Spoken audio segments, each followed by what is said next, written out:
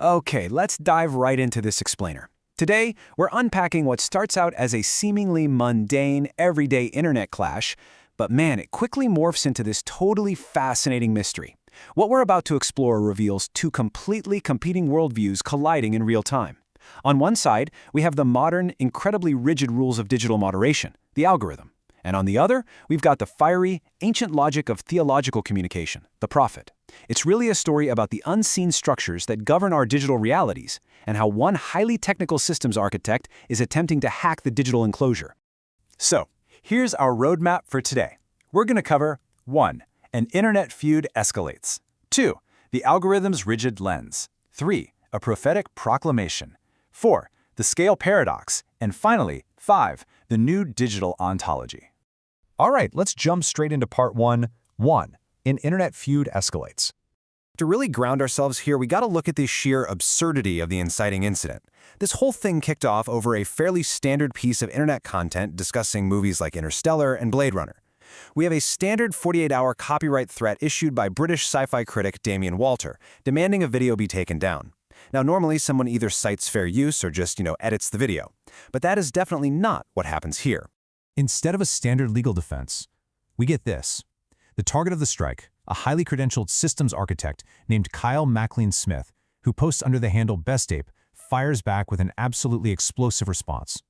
He shockingly flips a standard legal threat from a sci-fi critic into a wild accusation involving international espionage and national sovereignty. To really wrap our heads around Smith's overarching framework, we can look at a genuinely mind-blowing biological metaphor, the zombie ant fungus, or Ophiocordyceps unilateralis. Research shows that this fungal parasite doesn't actually infect the ant's brain. Instead, it surrounds the muscle fibers, forming this 3D network that controls the host's behavior peripherally. It literally turns the ant into a puppet. Well, Smith views our digital and geopolitical structures in a remarkably similar way. He frames this copyright strike not as a mundane legal issue, but as a mechanism of systemic control. In his view, an imperial globalist elite acts as the parasite, quietly capturing the muscles of the American Republic while completely masking its true intentions. Which brings us to a super crucial concept if we want to understand exactly what Smith is fighting against. The critic, Damien Walter, frequently discusses an idea he calls Jesus smuggling. Basically, this is the theory that filmmakers secretly weave Christian allegories into mainstream sci-fi, claiming, for example, that Interstellar is actually a hidden Christian narrative. But Smith interprets these mainstream cinematic takes as an aggressive secularization of the sacred, and that is exactly why he's so angry. He's fundamentally fighting against what he sees as the reduction of genuine divine significance into mere pop culture metaphors. So, the battleground is set. Let's move into part 2, the algorithm's rigid lens. Now, what's really interesting about this is how the platform mathematically processes Smith's counterattack. It doesn't actually read the words, right? It just sees behavioral triggers. Smith launches a highly coordinated, intentional series of comments across multiple videos. But all the algorithm sees are identical structural templates, repetitive opening phrases, and the pasting of long YouTube playlist URLs. Combine that with rapid deployment timestamps captured right at 0 seconds or 1 minute after posting, and these behaviors instantly, automatically trigger standard spam filters. And on top of that, the algorithm is constantly evaluating the linguistic features of his text. These automated systems are programmed to prioritize community safety and topical relevance. So when Smith uses aggressive terms, like calling someone a decadent parasite, or injects intense religious grievances into a comment section dedicated to Blade Runner, the system functionally categorizes this as trolling. The filter is entirely designed to prevent comment sections from fracturing into unrelated hostile debates. And this brilliantly illustrates the absolute core limitation of the machine. Digital platforms evaluate content strictly through behavior and language guidelines. Algorithms are completely blind to philosophical meaning or historical nuance. They act as these rigid binary gatekeepers, managing the flow of data, ensuring the space remains accessible. But in doing so, they entirely miss the underlying intent. But what happens when we totally pull the rug out from under the algorithm? Let's jump into part 3. 3. A prophetic proclamation. When we step away from the kind of sterile vocabulary of Silicon Valley and look at this through the lens of ancient religious tradition, everything changes. The platform sees a user copying and pasting a rigid template and calls it spam, but historically, mantras, chants, and litanies rely on exact repetition to focus the mind, build spiritual power, and emphasize an unyielding truth. What the machine flags is a bot script a theologian recognizes as a liturgical litany. Let's walk through this side-by-side diagnostic checklist for a second. It basically proves that what a machine reads as chaotic noise is actually a highly structured, deliberate counter-manifesto. Where the platform flags link farming, the theological view actually sees a digital scroll providing scriptural proof. When the platform flags topic derailment, the prophetic view sees an active reclamation, pulling the sacred out of the secular by insisting that scenes in films like Blade Runner represent literal divine inspiration, not just sci-fi tropes. And perhaps the most fascinating part of all this is how those insults are processed.